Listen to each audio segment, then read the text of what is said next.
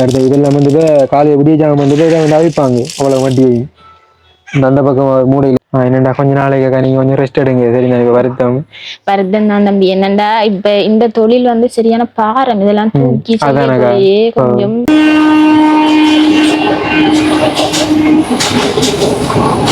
கோதுகள்.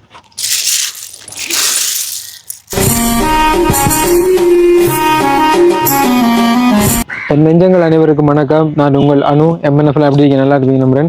இன்றைக்கு நாங்கள் இலங்கையில மட்டக்களப்பு மாவட்டம் மட்டக்களப்பு நகரத்துக்குள்ளே மாமாங்கம் அப்படிங்கிற ஒரு இடத்தை வந்திருக்கின்றோம். இந்த புகையிரத பாதை பக்கத்தில் நின்று பேசி கொண்டிருக்கின்றோம். நாங்கள் இந்த வீடியோ எடுக்கிறதுக்கு முன்னாடி வந்து அக்காட போய் நாங்கள் கதைச்சினாங்க. கதைக்குள்ள நிறைய சோகமான கதைகள் வந்து கதைச்சிருந்தாங்க. ஏற்கனவே வந்து அக்கா வந்து எங்களை தொடர்பு கொண்டிருந்தாங்க வாட்ஸ்அப்பில். அப்போ அந்த டைம்லேயே வந்து பேசினவங்க. அதை நாங்கள் ஒரு சந்தர்ப்பம் வந்திருக்கின்றோம். முன்னாடியே கூட சொல்கிறேன்னு எந்த விதமான உதவிகளை நாங்கள் வழங்க போகிறதில்லை. எங்களால் முடிஞ்சால் வழங்கிட்டு போகிறோம். ஆனால் உண்மையிலே அக்காவுக்கு வந்து உதவி தேவை, முழுமையாக பார்வையிடுது. உங்களால் முடிஞ்ச உதவிகளை வழங்குது. இப்போதைக்கு மட்டியை வந்து அதாவது மட்டி எடுக்க போகிறல இன்னொரு இடத்துல இருந்து அக்கா வந்து மட்டியை வாங்கி அதை வந்து அவிச்சு கடைகளுக்கு அடுத்தது வந்து சில இடங்களுக்கு அதை வந்து விற்பனை செய்து கொண்டிருக்காங்க. அதில் கிடைக்கக்கூடிய வருமானத்தான் பிள்ளைகள படிப்பு செலவு காரிக்கட்டும் ஏனைய தேவைகளுக்காக வந்து பயன்படுத்தி கொண்டிருக்காங்க. அப்போ அந்த இலவு பாருங்க, இந்த மலைகள் எல்லாம் வந்து பெஞ்சு இந்த தண்ணி எல்லாம் வந்து இப்படி தேங்கி நிற்க வேண்டிய சரியான மாதிரி ஒரு ஒரு எப்படி எனக்கு சொல்றேன்னு தெரியல, ஒரு இக்கட்டான சூழ்நிலையில வந்து கொண்டிருக்காங்க. அந்த சுற்றுப்புற சூழ்நிலை வந்து அப்படித்தான் இருக்குது. இப்போ வந்து அக்கா வந்து வருத்தமாக இருக்காங்க. பிள்ளைக்கு வந்து வருத்தம், ஹார்ட் பிரச்சனை. அதோட அவங்க அக்காவினுடைய அப்பாவா அம்மா நினைக்கிறேன், அவங்களுக்கு வந்து கிட்னி ஃபெயிலியர். இப்படி பல இன்னல்களுக்கு மத்தியில் வாழ்ந்து கொண்டிருக்கிற ஒரு அக்காவை தான் நாங்கள் சந்திக்க போகின்றோம். இந்த அக்கா வந்து எங்கிட்ட வந்து உதவியாக வந்து ஏதாவது எனக்கு ஒரு தொழில் ஒன்று அமைச்சு தந்தா போதும் தம்பி அப்படின்ற மாதிரி தான் கேட்டுருக்காங்க. நாங்கள் தொழில் அமைச்சு தந்தால் தொழிலை வச்சு நான் என்னுடைய கடனையும் வந்து கட்டிக்கொள்வேன், என்னோட பிள்ளைகளை வந்து நான் பார்த்துக்கொள்வேன் அப்படின்ற மாதிரி. சரி, அப்போ நம்ம உள்ள போயிட்டு அந்த அக்காவோட வந்து கதைக்கெல்லாம் பாருங்க. அந்த அக்கா வந்து அந்த மட்டியை உடைச்ச அந்த கோதுகள் எல்லாமே வந்து இந்த கிடக்குது. இந்த மட்டி கோதுகள்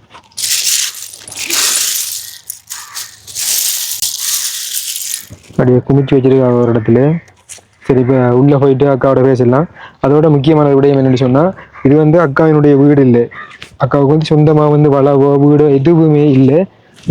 எனக்கு என்ன செய்யறேன்னு சொல்லி அப்போ அக்காட்ட வந்து கேட்டுருந்தாக்கா, உங்களுக்கு வளவு இருக்காக்கா, வளவு இருந்தா ஏதோ ஒரு வகையில வீடாவது நம்ம இந்த வீடு வந்து கட்டி கொடுக்கக்கூடிய அந்த அங்கிலவங்கிட்ட அண்ணாவங்கிட்ட வந்து பேசி பார்க்கலாம் அப்படின்ற மாதிரி. அக்காவுக்கு வந்து வளவுமே வந்து இல்லை. சரி, இந்த நிற்கிறாங்க. அக்காவோட வந்து பேசிட்டு என்னமான்றது நீங்களே பார்த்துது உங்களால் முடிஞ்ச உதவிகளை வழங்குங்க. வணக்கம் அக்கா. உங்களோட பேர் என்ன? பிரியா. என்ன சொன்னாங்க, நாங்கள் வீடியோ எடுக்க ஆரம்பிக்கும் முதல்ல வந்து உங்கள்கிட்ட கேட்குறோம். கேட்டுதான் வந்து நாங்கள் இந்த வீடியோ எடுத்தக்கா ஃபேஸ்புக் டிக்டாக் யூடியூப்ல வந்து போடுறது பிரச்சனை இல்லையா? ஒரு பிரச்சனை இல்லை. என்ன சொன்னாக்கா, எங்கட தனிப்பட்ட காசையும் வந்து தர முடியாது. வீடியோ எடுத்து போட்டு என்னோட கிடைக்கக்கூடிய ஹெல்ப் தான் பண்றாங்க. இப்ப என்ன சொன்னா மேக்சிமம் நிறைய இந்த ஹெல்பிங் வீடியோ செய்யறது பழைய வழி இல்லாம கொஞ்சம் குறைச்சிட்டோம். சில பிரச்சனைகளாலக்கா இருந்து முக்கியமான தேவையுடையவர்களை இனம் கண்டு போய் செய்யறது வளமை. அந்த இப்ப உங்களோட பிரச்சனை என்ன, உங்களுக்கு என்ன உதவி தேவை, என்ன மாதிரியாக்கா? சரியான மாதிரி கஷ்டத்துல இருக்கேன். வீடும் இல்லை, வளவும் இல்லை, ஒன்றும் இல்லை, ஒத்தில இருக்கிற மாதிரி இந்த நாளும் பிரச்சனையும் அதுவும் இதுவுமா கிடைக்கு. பிள்ளைகள படிப்புகள் வேலையும் இல்லாம வெள்ள மறுநாளும் சாப்பிட ஒன்றும் இல்லாம அவர் வேலைக்கு போனா தானே ஆகுது நம்மளுக்கு. ஒரு தொழிலாவது இருந்தாலும் அந்த தொழிலை செஞ்சு ஓட்டு நாங்க இருந்துருவோம். இப்ப இருக்கிறது நிரந்தரம் இல்லை, சாப்பிடுறது நிரந்தரம் இல்லை, வேலை நிரந்தரம் இல்லை. என்னதான் நாங்க எங்களுக்கு செய்ய இயலுமென்று ஒன்றுமே செய்யலை. நாங்க இருக்கிறோம். அதான் உங்கள் இப்படி போன் மூலமா பார்த்து ஒரு ஆக்கள் தந்து நம்பர், அது மூலமா உங்களுக்கு எடுத்து நாங்க கேட்டு ஹெல்ப் இப்படி யாரும் செய்யுங்கன்னு சொல்லிதான் செய்யறோம். கேட்டு நாங்க இப்ப இதை பாக்குறார்கள் யாராவது முடிஞ்ச ஹெல்ப் செய்வாங்கன்னு சொல்லிதான். உங்களுக்கு என்ன ஹெல்ப் வேணுமாக்கா? எனக்கு இப்ப ஏதாவது சின்ன தொழில் தொடங்குறதுக்குரிய மாதிரி ஏதாவது ஹெல்ப் பண்ணனாலும் பிரச்சனை இல்லை. நாங்க பராமரிச்சு கொண்டு வருவோம். அதுல வாரத்தை செஞ்சு கொண்டு வருவோம். இல்ல இப்ப வேலைக்கு போகாம இருந்துட்டு சாப்பாடு காசு இல்லாட்டி அவங்கள்ட்ட போய் கடன் கேட்டு வேண்டி அதுவும் கடன் ஆகி கொண்டு இருக்கு. இப்ப சில ஆக்கள் வேலை இல்ல ஆக்களுக்கு என்னண்டு காசு கொடுக்குறன்னு யோசிக்கிறாங்க. அதான் இப்ப பெரிய பிரச்சனையா கிடக்கு. இப்போதைக்கு இந்த மட்டி தொழில் தான் செஞ்சு கொண்டிருக்கேன். அவர் வார வேலைக்கு போவார், மேசன் வேலை, கூலி வேலை, அதில் வந்தாலும் மண் தூக்குறனாலும் பரவாயில்ல போவார். அந்த போகையில் அத நேரத்துலதான் கொஞ்சம் இதா கஷ்டமா இருக்குது. பிள்ளைகள படிப்பு தேவைக்கும் 2-3 பேர் தான் உதவி செஞ்சிருக்கிறாங்க. ஷூன்றதுக்கு ஒரு ஆள் உதவி செஞ்சு, கொப்பி சாமான் ஒரு ஆள் வாங்கி தந்து, அப்படித்தான் உதவி போய் கொண்டிருக்கு. ஸ்கூல் பீஸ் ஒரு ஆள் கட்டுது. ஸ்கூல் ஃபீஸ்னா இப்போ ப்ரைவேட் ஸ்கூல்லையா? நேசரிக்கு இருந்தாலும் ஸ்கூல் ஃபீஸ் 2000 ரூபா கட்டணும் மாசம். அது ஒரு ஆள் முன்வந்து கட்டுது.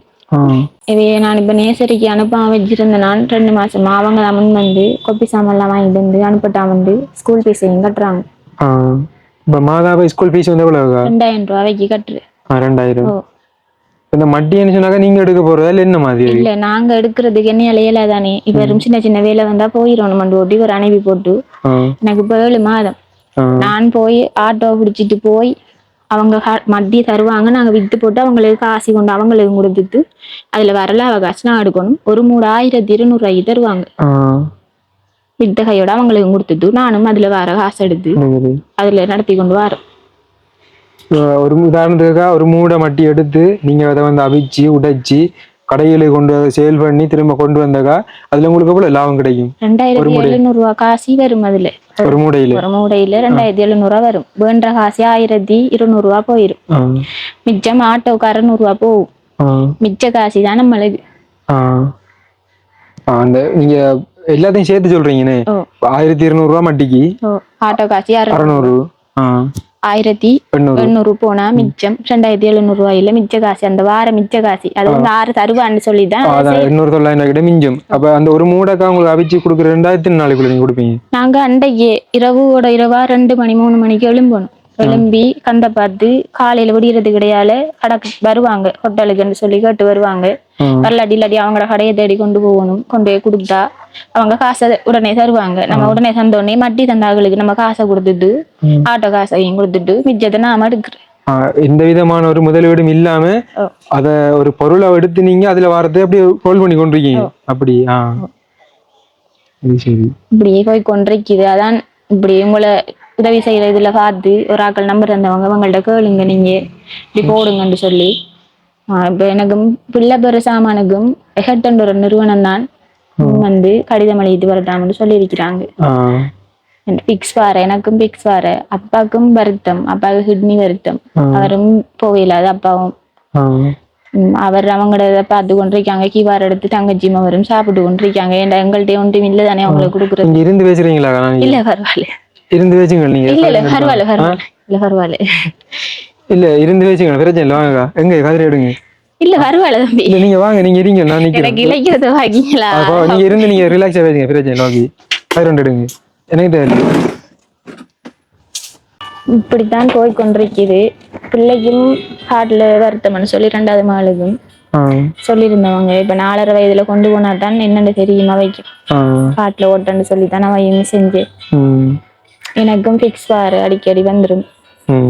இப்படி இந்த மாதிரி நானும் வெளியில எங்கேயும் போய் வேலை செய்வோம் கடவுளி என்று பார்த்தா போயில்லாத நிலைமை. பிள்ளையில விட்டுட்டு போறதுக்கு மொத்தரும் இல்லை. அவர் வார வேலையை அவர் பார்த்து போவேரு, நாங்க வார வேலையை நான் பார்த்து செஞ்சுட்டு வீட்டோட இருக்கேன்.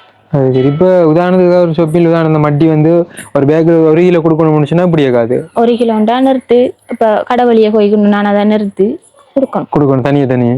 அப்படி 1 கிலோ எவ்வளவு மட்டி போகுது? நம்ம இப்ப ஒரு 3 சுண்டு கணக்கு அதால இருந்து எத்தனை கிலோ வருதுன்னு பார்த்து அந்த காசை வண்டி எடுத்த முடியாது. எவ்வளவு வருது?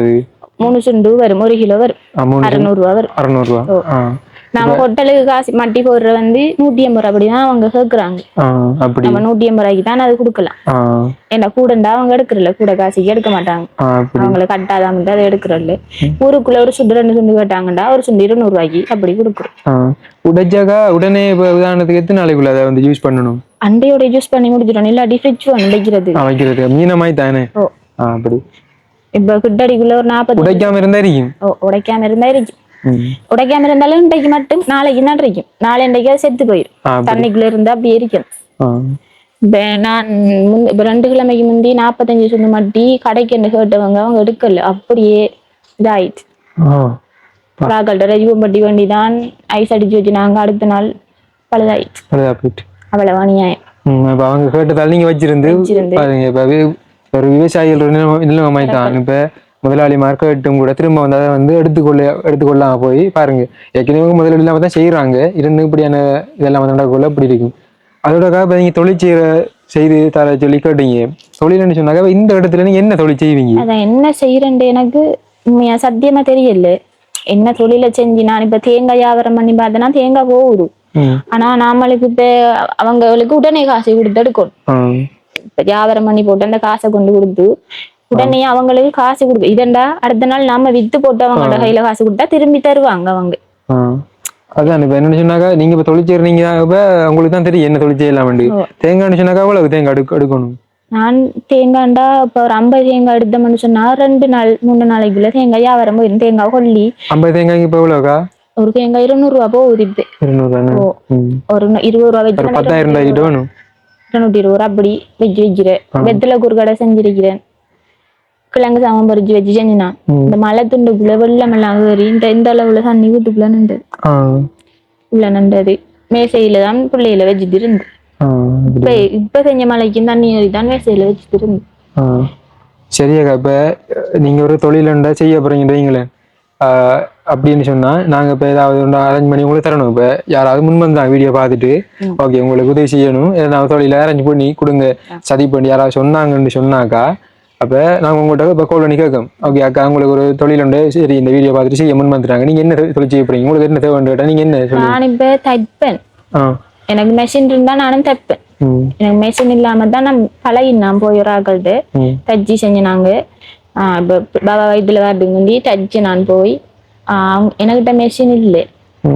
சும்மா டெய்லரிங் செஞ்சாக்கா அதுல வந்து விட்டு எவ்வளவு கிடைக்கும் உங்களுக்கு? ஒரு சட்டைக்கு இப்ப 700 ரூபா போகுது. ஒரு சட்டை சட்டி கொடுத்தா 700 ரூபா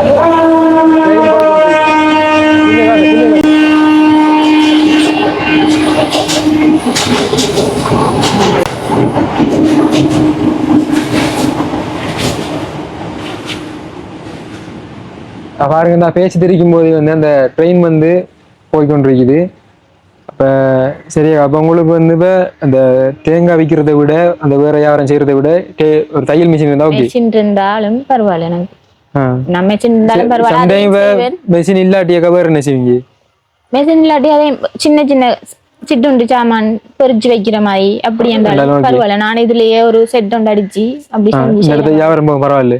நான் செஞ்சு நான் சும்மா செம்பெரியா அடிச்சு செஞ்சு நான் அது உங்களுக்கு செய்யறேன்னு சொன்னா எவ்வளவு செலவாகும்? அது எவ்வளவு செலவாகும் சத்தியம் எனக்கு தெரியாது. சும்மா நார்மலா உங்களுக்கு தெரியும் தானே ஒரு கண்ணாடி பாக்ஸ் வச்சு நம்ம அத ஒரு உணவுப் பொருட்கள் தானே அதை போடுறதுக்கு உங்களுக்கு ஆரம்பிக்கிறதுக்கு எவ்வளவு தேவைப்படும்? அது எல்லாம் கிழங்கு சாமான் அது எல்லாம் பண்றதுக்கு சாதாரணமா ஒரு 5000 ரூபாய் காசு இருந்தா அதுல பிரச்சனை முடிஞ்சிடும். இந்த செட் அடிச்சு இப்ப இதை மழையை பெய்யாம அதுகள் செய்யாம அடிக்கிறேன்டா ஒரு ஆள்ற வெஜ் இருந்தாங்க அவங்க கொண்டு போயிட்டாங்க அந்த செட் அப்படி அடிச்சு மாதிரி தந்துருந்தவங்க. ஒரு 50,000 இருந்தா சரி. அப்படி இருந்தாலும் பிரச்சனை இல்லை. அந்த நார்மலா இருந்து செஞ்ச நம்ம இப்ப இவருக்கு வேலை இல்லாத நிலைமையில ஒரு 2-3 மாதம் கடன் வாங்கி செஞ்சதால அந்த கடனை கொடுக்கறதுக்கு ஒரு வழி இல்லாம நாங்க இப்ப அவதிப்பட்டுட்டு ஒரு கடன் அப்பாட இதுக்கு அப்பாவுக்கு பிரச்சனைன்னு சொல்லி அப்பாவுக்கு ஹாஸ்பிட்டல்ல 20 நாள் வச்சிருந்தாங்க. அதுக்கு மட்டும் நான் ஒரு ஆகள்கிட்ட 1.5 லட்சம் ரூபாய் காசு வாங்கினா அவருக்கு பிரச்சனையாமாம் இந்த மாத்தணுமாமாம் நுரையீரல் கொஞ்சம் செஞ்சு வைத்தாம்னு சொல்லி அது 1.5 லட்சம் ரூபாய் காசு அவருக்கு செலவழிச்சு மாப்பட்டி 3 நாளைக்கு ஒரு சாமான் அப்படியே வச்சு பார்த்துருந்தவங்க. அது அந்த காசு ஒரு அளவு கொடுக்கறதால அவங்களே 1.5 லட்சம் கடன் அந்த கடனை கொடுக்கணும். அதுக்காக நானும் இப்ப ஓடித்துறேன். அவரும் என்ன சொன்னாக்கா கடனை உங்களுக்கு கட்டுறதுக்கு யாருமே என்ன பொறுத்தவரை முன் பெற மாட்டாங்க தெரிஞ்சானேக்கா. அப்படி இப்ப இந்த வீடியோ பாக்குற உறவு யாராவது முன்பாருன்னு சொன்னா தொழிலுக்கு கட்டாயம் முன் பெறுவாங்க. சில நேரங்கள்ல வருவாங்க. நீங்க அப்ப தொழிலை செஞ்சாக்கா நீங்க கடனை கட்டுங்க. அதுக்கு அப்படி ஒரு வாய்ப்பு ஒன்று கிடைச்சா தொழில செஞ்சு நான் இப்ப பிள்ளைகள படிப்பு பார்த்த மாதிரியும் போயிடும். வீட்டுக்கு சாப்பாடு நாங்க அவர் உண்மையா இரவு தான் சமைச்சு சாப்பிடுறது. அவர் வேலை விட்டு வந்து நம்மகிட்ட இருக்கிறதையும் போட்டு அவர்கிட்ட இருக்கிறதையும் போட்டு நான் கொண்டு வரேரா கொண்டு வரலையாண்டே தெரியாது.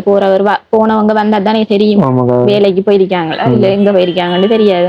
அவங்க வந்தா தான் இப்ப நம்ம கையில இருக்கிறதையும் அவர் கொண்டு வரதையும் போட்டு தான் இரவையெல்லாம் சமைச்சு கொடுக்குறேன்.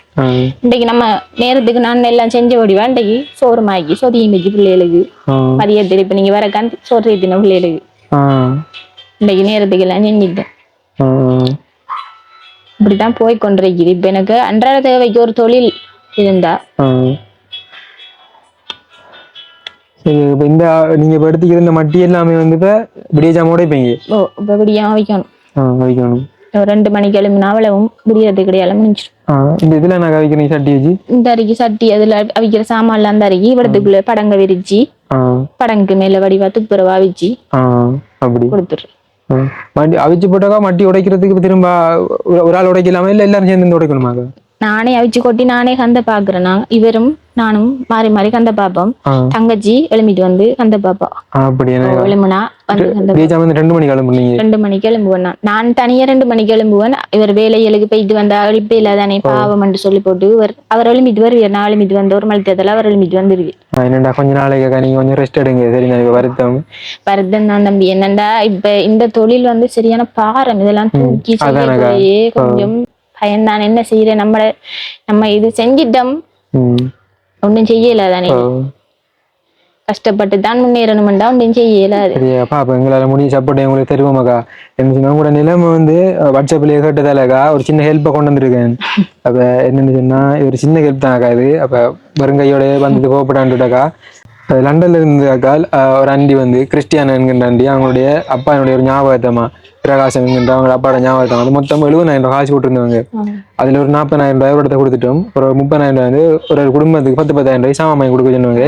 அப்ப நாங்க காலையில வந்து நாங்க சரியான மாதிரி ஓட்டமாக்கா வேற இடத்த போயிட்டா இங்க வந்து நாங்க இதை நீங்க ஏதாவது ஒரு தேவைக்கு வச்சுக்கொள்ளுங்க. என்ன செஞ்சாலும் சரிதான். சரியாக்கா? சரி அவங்களுக்கு நன்றி சொன்னதா சொல்லி கண்ணி பாருங்கக்கா. சரி 10,000 இது ஒரு முதல் கட்டமாக நாங்க ஒரு வரக்குள்ள தந்த சின்ன உதவி வீடியோ பார்த்துட்டு கண்டிப்பா நம்முடைய உதவி செய்வாங்க. நாங்க மறக்க மாட்டோம். இது பெரிய உதவி இல்லக்கா. இது சின்ன உதவி. அவங்களோட தேவைகளுக்கு பயன்படுத்தி கொள்ளுங்க. வீடியோ பார்க்குறவர்கள் கண்டிப்பா வந்து ஒரு முக்கியமான ஒரு தேவை தெரியும் தானே. பார்க்க வந்து வருத்தமா இருக்கிறாங்க. அதோட தொழில் ஒன்று அரேஞ்ச் பண்ணி கொடுத்தோம்னு சொன்னா எல்லாம் ஓகேடா. அக்காவுக்கு வந்து சொன்ன மாதிரி வீடு வளவு வந்து எதுவுமே இல்லை. வீடு எல்லாம் வந்து நம்ம சுத்தி பார்க்க வேண்டிய அவசியம் இல்லை. உங்களுக்கு அந்த வெளியில பார்க்கக்குள்ளே வந்து அந்த வீ உங்களுக்கு விளங்கும் எப்படி இருக்கேன் அந்த பக்கம் அப்படி சுத்தி காட்டுங்க. ஃபுல்லா வந்து தகர ஒரு உபகரணங்களும் வீட்டுக்குள்ள இல்ல எங்கள்கிட்ட. என்னக்கா? இல்ல பொழுதுபோக்கு உபகரணம் ஒன்றும் இல்ல. இந்த கரண்டையும் இப்ப வட்டிட்டு போனவங்க ஒரு ஆட்கள் காசு வந்து அந்த கரண்ட் எடுத்து வச்சிருக்கேன். நீ அந்த காசையே நான் கொடுத்துட்டுருவேன். அவங்களோட இதுலயே நான் பேர்லயே கரண்ட் எடுத்த மாதிரி கேட்டும். இப்ப 3 நாள் கரண்ட் வட்டி அவங்க ஒரு ஆக்கள் தான் காசு எந்தவங்க நீ பிறகு கிடைக்கிற நேரம் தாண்டி தந்தவங்க. அந்த காசை நான் கொடுத்துருவேன். சரியாக்கா ஓகே. இப்ப இந்த உதவியை கிறிஸ்டியான் நன்றி செஞ்சிருக்காங்க லண்டன்ல இருந்து. அவங்க இந்த வீடியோ பார்த்து கொண்டு இருப்பாங்க. சில வேலைகள்ல இப்ப அவங்களே முன்வந்து உங்களுக்கு உதவி செய்யலாம். சில வேலைகள்ல வேற ஒரு செய்யலாம். இப்ப அவங்கள்ட்ட நீங்க ஏதாவது இந்த நன்றி சொல்றா இல்ல கேட்கிறாருன்னா கண்டிப்பா நீங்க கதைங்க. அண்டிக்கு நான் ரொம்ப நன்றி அண்டி. என்னண்டா இந்த உதவி தந்ததுக்கு ரொம்ப நன்றி. என்னன்னு சொன்னா கரண்ட் இல்லாம இருந்தனாங்க அந்த ஒரு ஆள் காசு சேர்ந்தவங்க கரண்ட் எடுங்கன்னு சொல்லி இப்ப நான் இந்த காசை கொடுத்தேன்டா உங்களுக்கு இதான் இந்த புண்ணியம். உங்களோட பிள்ளைகளுக்கு பேர பிள்ளைகளுக்கு எல்லாருக்கும் வந்து உதிக்கட்டும். என்னன்னு சொன்னா உங்களால முடிஞ்ச உதவியை செய்யலுமாண்டாலும் செய்ய நீங்க. இல்ல சரி அப்ப நாங்க போயிட்டு வரோம். வேணாக்கா போறீங்க? போயிட்டு வரோம். அப்ப இல்லக்கா இல்ல உங்களோட அன்புக்கு நன்றியக்கா. பிரச்சனை இல்லை. ஓகே அப்ப நாங்க இந்த இடத்துல இருந்து போகின்றோம். இந்த வீடியோ பார்த்து உங்களுக்கு விளங்கி இருக்கும் என்ன மாதிரி நிலைமன்றது. ஒரு தொழிலுக்கான ஏற்பாடு கண்டிப்பாக செய்யறதுக்காக வேண்டி உதவியை செய்யுங்க. உங்களால் முடிஞ்ச உதவிகளை உங்களுக்கு உதவி செய்ய முடியலையேண்டா உங்களை சார்ந்த உறவுகள் நிறைய பேர் இருப்பாங்க உதவி செய்யக்கூடிய ஒரு நல்ல ஒரு நிலைமையில் அவங்களுக்கு இந்த வீடியோ பகிர்ந்து உதவி செய்ய சொல்லி நீங்கள் வந்து ஒரு ரிக்வெஸ்ட்டை கொடுக்கும்போது அவங்க கண்டிப்பாக முன் வந்து உதவி செய்வாங்கன்ற நம்பிக்கை இருக்குது. அப்படி எங்களோட செய்யலண்டா கூட பிரச்சனை இல்லை. நேரடியாக நீங்கள் வந்து செய்யலாம். அக்கா அந்த அட்ரஸை கொஞ்சம் சொல்லிவிடுங்கக்கா. மாமாங்கம் மட்டக்களப்பு புகையிரத வீதி 2ஆம் குறுக்கு. 2ஆம் குறுக்கு மட்டக்களப்பு மாமாங்கம் புகையிரத வீதி 2ஆம் குறுக்கு. அக்காவுடைய பேர் பிரியா. நீங்க இந்த வீடியோ காட்டி நீங்க இந்த நேரடியாக இந்த இடத்த வந்தீங்கன்னு சொன்னா நீங்க நேரடியாக வரலாம். ஏன்னா தொலைபேசி இலக்கம் எல்லாம் வந்து பப்ளிக்கா வந்து போட முடியாது. தெரியும் தானே. இப்போ ஒரு 12 ரூபாயா போட முடியாது. இப்போ இதை வந்து நிறைய பேர் வந்து இப்போ சில ஆட்கள் வந்து மிஸ்யூஸ் பண்றதுக்கான வாய்ப்பு இருக்கு. அதனால வந்து அட்ரஸ் சொல்லியும் நீங்க நேரடியாக வரவங்க நீங்க நேரடியாக வரலாம். வந்து உங்களால் முடிஞ்ச உதவிகளை வழங்கலாம். ஓகே நாங்கள் இன்னும் ஒரு வீடியோ சந்திக்கின்றோம். இந்த மட்டியோட பார்த்துட்டு அப்படி வீடியோ முடிப்போம். பாருங்க இந்த அக்காக்கள் வந்து மட்டி எடுத்து வச்சிருக்காங்க.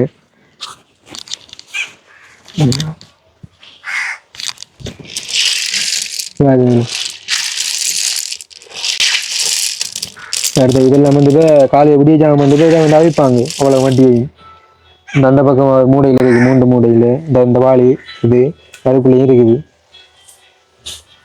சரி ஓகே மேடம். அப்போ நாங்கள் இந்த வீடியோவை முடிச்சு கொள்கின்றோம். இன்னும் ஒரு வீடியோவில் சந்திக்கும் வரை உங்களிடம் இருந்து விடைபெறும். பாய்.